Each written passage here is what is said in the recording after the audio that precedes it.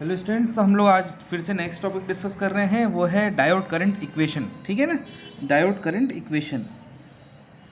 तो ये डेरिवेशन के फॉर्म में है, एग्जाम में आएगा तो एज इट इज़ आएगा। तो डायोड का इक्वेशन, करंट का इक्वेशन होता है I equals to I not e to the power of we upon eta we t. अब ये आया कहाँ से? तो इसके लिए अगर इसी का डेरिवेशन करोगे तो ऑलमोस्ट 2 पेजेस का डेरिवेशन है, जो आपके एग्जाम के लिए नहीं है। आप इसको बताएंगे कभी भी अगर आपके एग्जाम में आता है डायोड करंट इक्वेशन, तो आप इस तरीके से बताएंगे। तो डायोड का करंट इक्वेशन होता है I equals to I not e to the power of we upon eta we T. ये ईटा है -1 और ये इसके पावर में है, ठीक है ना। इसी वजह से करंट एक्सपोनेंशियली राइज करता है। अब यहाँ पर क्या क्या चीज़ें दी हुई है? आई जो है आपका डायोड का करंट है, ठीक है ना। आई नॉट रिवर्स सैचुरेशन करंट है। वी यहाँ पर जो है, जो आप external voltage, forward bias voltage या रिवर्स बायस वोल्टेज जो देते हैं वो एक्सटर्नल वोल्टेज है। ईटा आपका आइडियलिटी फैक्टर है, जो कि जर्मेनियम के लिए ईटा की वैल्यू, जर्मेनियम के लिए ईटा की वैल्यू होगी 1 और सिलिकॉन अगर होगा तो उसके लिए होगी ईटा की वैल्यू 2।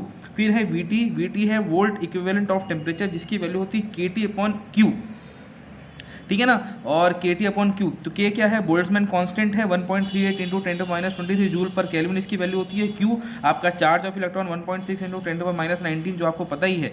जब आप इस के और क्यू की वैल्यू यहाँ रखोगे तो जब सॉल्व करोगे और के और क्यू की वैल्यू को, तो ये टी का टी रहेगी और इसको सॉल्व करने के बाद वैल्यू आएगी 11600, ठीक है ना। इसको वोल्ट इक्विवेलेंट ऑफ टेम्परेचर बोलते हैं या थर्मल वोल्टेज भी इसी को कहा जाता है, ठीक है।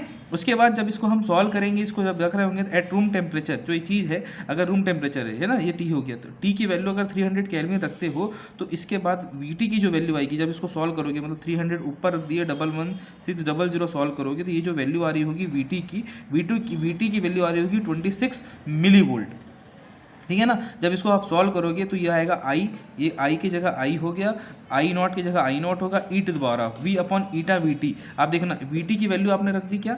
वी टी की वैल्यू, वी का वी है और ईटा वी टी है, तो वी टी की वैल्यू क्या थी? वी का वी है, ईटा का ईटा है, वी टी की वैल्यू 26 मिली वोल्ट ना, 10 के पावर -3।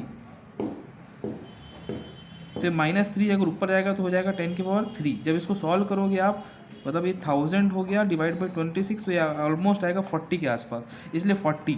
तो ये वी का वी है, ईटा का ईटा है, तो ये जो है डायोड का इक्वेशन है for forward bias diode. Forward bias diode के केस में ये आपका I equals to I not 40 V upon eta we T at room temperature ये है, और ये ईटा की वैल्यू जर्मेनियम के लिए होगी 1 और सिलिकॉन के लिए होगी 2। तो अगर आप इसको सॉल्व और करना चाहते हैं तो ये हो जाएगा I is equals to I not e to the power of 40, है ना। 40 जर्मेनियम के लिए निकालना है तो हो जाएगा 40v -1, किसके लिए? जर्मेनियम के लिए।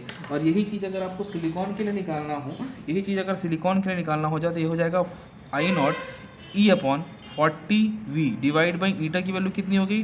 2 -1, तो मतलब ये वैल्यू हो जाएगी I is equals to I not e to the power of 20v -1। ये किसके लिए? सिलिकॉन के लिए। तो ये हो गया आपका डायोड का फॉरवर्ड करंट इक्वेशन, ठीक है ना। अब इसके बाद अगर रिवर्स बायस दे रहे होंगे तो रिवर्स बायस में क्या हो जाएगा? अगर फॉरवर्ड बायस था तो फॉरवर्ड बायस के केस में ये जो वोल्टेज होता है पॉजिटिव वोल्टेज होता है, तो पॉजिटिव वोल्टेज। अगर रिवर्स बायस दे रहे होंगे तो रिवर्स बायस में आपने वी आई कैरेक्टरिस्टिक में देखा था वोल्टेज रिवर्स होगा, तो वोल्टेज अगर रिवर्स है तो ये -v हो गया।